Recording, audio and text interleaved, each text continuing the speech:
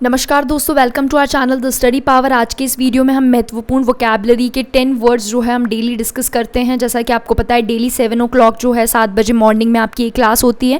तो आज हम इस वीडियो में 10 वर्ड्स डिस्कस करेंगे जो पहले किसी ना किसी एग्जाम्स में पूछे गए हैं और आने वाले एग्जाम्स में पूछे जाने के पूरे चांसेस है। तो बढ़ते हमारे वीडियो की तरफ। जो आज का हमारा फर्स्ट वर्ड है वो है रिलाय।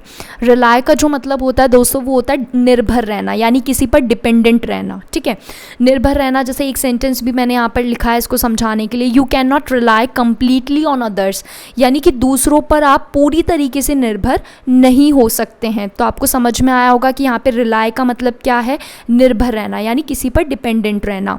अगर मैं दोस्तों इसके सिनोनिम यानी समानार्थी शब्दों की बात करूँ तो रिलाई का क्या होगा, डिपेंड यानी भी ये होता है, लीन भी होता है, अवेट भी यानी इंतज़ार करना किसी का। ठीक है, कन्फाइड भी यही होता है, रेकन भी होता है। तो इन सभी का मतलब क्या है कि किसी पे निर्भर रहना, डिपेंडेंट होना। ठीक है, एंटोनिम्स जो है यानी विलोम शब्द की अगर मैं इसकी बात करूँ तो रिलाय का जो एंटोनिम है वो है बी इंडिपेंडेंट, यानी स्वतंत्र बनना, डिस्ट्रस्ट करना, स्ट्रेट फॉरवर्ड रहना, स्ट्रेटन रहना। ठीक है, मतलब किसी और पर अपने काम के लिए निर्भर ना होना, इग्नोर। ठीक है, तो ये सब इसके क्या हो गए, एंटोनिम्स हो गए। बात करें अगर हम सेकेंड वर्ड की तो सेकेंड वर्ड है हमारा सेसेशन। सेसेशन जो है इसका हिंदी मीनिंग होता है समाप्ति। ठीक है, किसी काम को कंप्लीट करना, ख़त्म करना, समाप्ति। जैसे यहाँ पे एक सेंटेंस भी मैंने लिखा है, it's cessation greatly increased disaffection, यानी इसकी समाप्ति जो है वो डिसअफेक्शन को बढ़ाएगी। ठीक है, मतलब जो असंतुष्टता को बढ़ाएगी। अगर मैं सेसेशन समाप्ति के सिनोनिम्स की बात करूँ समानार्थी की, तो सीज यानी भी यही होता है रोकना, क्लोज, पॉज यानी भी यही होता है, फ्रीज यानी भी किसी चीज़ को एक बार के लिए स्टॉप कर देना, इंटरप्शन यानी बाधित होना। समाप्ति से क्लोजली रिलेटेड वर्ड चाहिए। एंटोनिम की बात करूँ दोस्तों तो इसका हो जाएगा एक्शन। ठीक है, इनिशिएशन शुरुआत करना, बिगनिंग भी ये होता है शुरुआत करना, इंट्रोडक्शन भी यही होता है। तो ये इसके सब क्या हो गए, एंटोनिम्स हो गए, जिनका मतलब है शुरुआत करना। ठीक है, उसके बाद में नेक्स्ट जो वर्ड है वो हमारा है मेहम। मेहम जो वर्ड है उसका मतलब होता है विनाश या अशांति। ठीक है, वायलेंट जो एक्ट होता है हमारा उसे हम कहते हैं मेहम। जैसे यहाँ पे एक सेंटेंस है, there was complete mayhem after the explosion, यानी कि उस एक्सप्लोजन के बाद, उस विस्फोट के बाद में यहाँ पर पूरी तरीके से अशांति फैल गई, पूरी तरीके से विनाश हो गया। ठीक है, तो सिनोनिम की अगर मैं बात करूँ मेहम के तो डिस्ट्रक्शन यानी विनाश होना, हैवक भी होता है, वायलेंस यानी आप जानते ही है। ठीक है, और कोमोशन। ठीक है, इन सब का मतलब क्या होता है, अशांति या हिंसा जिसे हम कहते हैं, वो इसका सिनोनिम हो गए। एंटोनिम्स की अगर मैं बात करूँ इसके तो काम, शांत, पीस, शांत, हारमनी। ठीक है, ये सब इसके क्या हो गए, एंटोनिम्स हो गए। तो आप इन्हें साथ में दोस्तों लिखते रहिए और पुराने जो वर्ड्स हैं उन्हें रेगुलर आप रिवाइज करते रहिए। ठीक है, और ताकि आपको ये अच्छे से लर्न भी होते रहे, क्योंकि सिनोनिम्स का ये होता है कि दोस्तों ऐसा नहीं होता कि एक बार हमने पढ़ लिया याद हो गया, इसको आपको रिवाइज करते रहना चाहिए, तब ये हमारे जो है रेगुलरिटी में आएंगे। ठीक है, परसेप्टिव की अगर मैं बात करूँ तो परसेप्टिव का जो हिंदी मीनिंग होता है वो होता है समझदार या ज्ञानशील। ठीक है, जैसे यहाँ पे एक सेंटेंस है, he was one of the most perceptive US political commentator, यानी कि ये यूएस पॉलिटिकल कमेंटेटर्स में सबसे ज़्यादा मतलब समझदार है ना। बहुत सारे समझदार पॉलिटिकल जो कमेंटेटर्स हैं उनमें से जो है ये एक जो है समझदार पॉलिटिकल कमेंटेटर है। तो यहाँ पे परसेप्टिव का मतलब हो गया समझदार या फिर ज्ञानशील, जिसमें बहुत ज़्यादा ज्ञानवर्धक है। ठीक है, नॉलेज सिनोनिम की अगर मैं बात करूँ तो वाइज बुद्धिमान, नोइंग जानकार, नॉलेजेबल। ठीक है, बहुत ज़्यादा ज्ञान जिसको हो, इंट्यूटिव भी यही होता है। ठीक है, समझदार या ज्ञानी।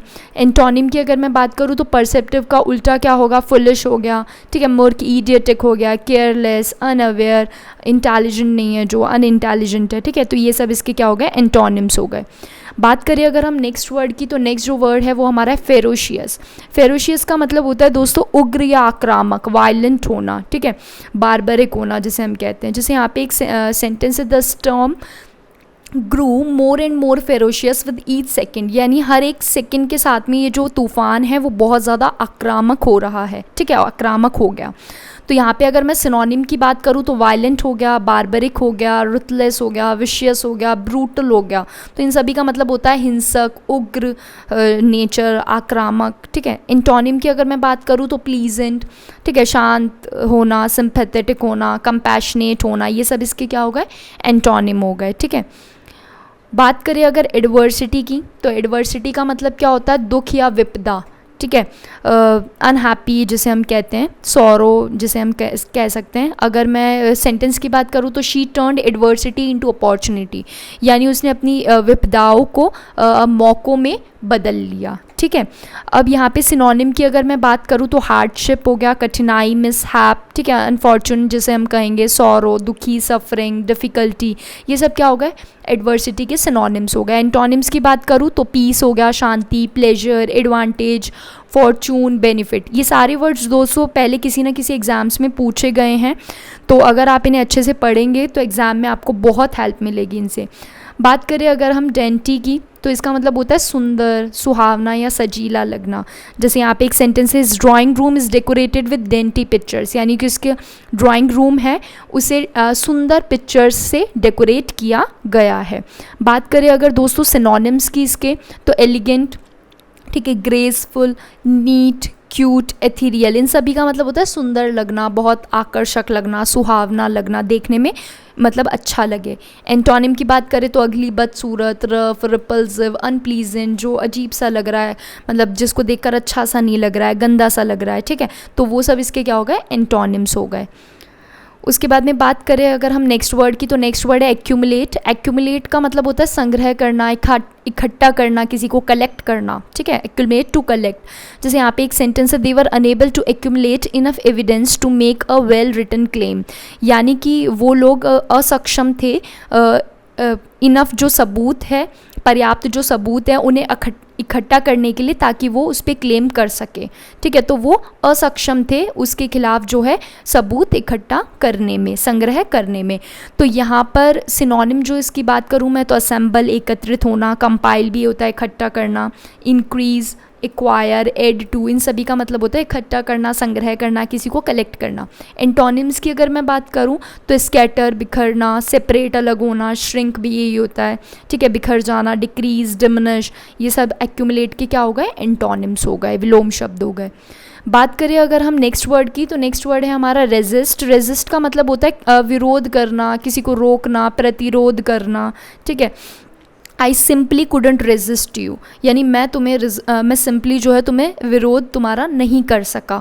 सिनोनिम की अगर मैं बात करूँ तो प्रीवेंट, बचाना, डिफाई, वही रोकना, कॉम्बैट भी ये होता है किसी को रोकना, उसका विरोध करना, रिफ्यूज़, मना करना, थ्वाट भी पूछा जाता है, इसका मतलब भी रोकना ही होता है।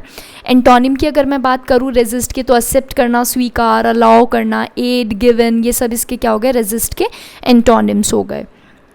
बात करें अगर आपको 10th वर्ड की, तो 10th है कॉन्कर। कॉन्कर का मतलब होता है सहमत होना।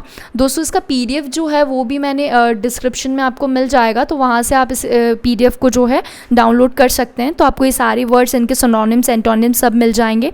और डेली अगर हम 10 वर्ड्स दोस्तों लर्न करेंगे तो यकीन मानिए 300 वर्ड्स हमें लर्न हो जाएंगे और हमें पता भी नहीं चलेगा। तो आपको इनको साथ साथ में रिवाइज़ करते रहना है। कॉन्कर जो है उसका मतलब होता है सहमत होना, किसी से एग्री होना, ठीक है, एग्री विद समवन। तो यहाँ पर है with no other facts on hand I can only concur with your statement, यानी कि मेरे पास में अभी कोई और सबूत नहीं है, कोई और फैक्ट्स नहीं है, तो मैं सिर्फ तुम्हारे स्टेटमेंट पर सहमत हो सकता हूँ, ठीक है। कॉन्कर यानी सहमत हो सकता हूँ। सिनोनिम की अगर मैं बात करूँ तो कोइंसाइड, अकॉर्ड भी ये होता है सहमत होना, कंसेंट भी ये होता है सहमति होना, और जॉइन, कोलैबोरेट, इन सभी का मतलब होता है सहमत होना, किसी से एग्री होना। एंटोनिम की बात करूँ तो डिसएग्री हो जाएगा, असहमत, रिफ्यूज़, मना करना, डिनाई, डिसअलाउ, क्लैश, ठीक है। तो ये सब इसके क्या हो गए, एंटोनिम्स हो गए। तो आपको ये सारे वर्ड्स याद रखने हैं, कोशिश करनी है कि याद रखें। और आज के जो वर्ड्स है दोस्तों, जिनका आपको मुझे एक एक सिनोनिम इन दोनों के आपको मुझे कमेंट सेक्शन में बताने हैं। ये मैं पहले दोनों वर्ड्स आपको करवा चुकी हूँ प्रीवियस वीडियोज़ में। अगर नहीं देखे हैं किसी ने तो प्रीवियस वीडियोज़ भी देख ले। एक तो लैंग्वेज का आपको मेरे को सिनोनिम बताना है, एक ही सिनोनिम बताना है, और एक ऑब्सक्योर का मुझे एक सिनोनिम बताना है, ठीक है। तो आज ही आपको कमेंट सेक्शन में मुझे कमेंट करके बताना है। और जितने भी अपकमिंग एग्जाम से रिलेटेड इन्फॉर्मेशन होती है वो हम अपने फेसबुक पेज और टेलीग्राम चैनल पर अपडेट करते हैं। तो आप हमारे फेसबुक पेज को लाइक कर सकते हैं, टेलीग्राम चैनल को ज्वाइन कर सकते हैं, हमारे चैनल को आप सब्सक्राइब करें, और वीडियो पसंद आया तो दोस्तों ज़रूर लाइक करें, शेयर करें। Thank you for watching.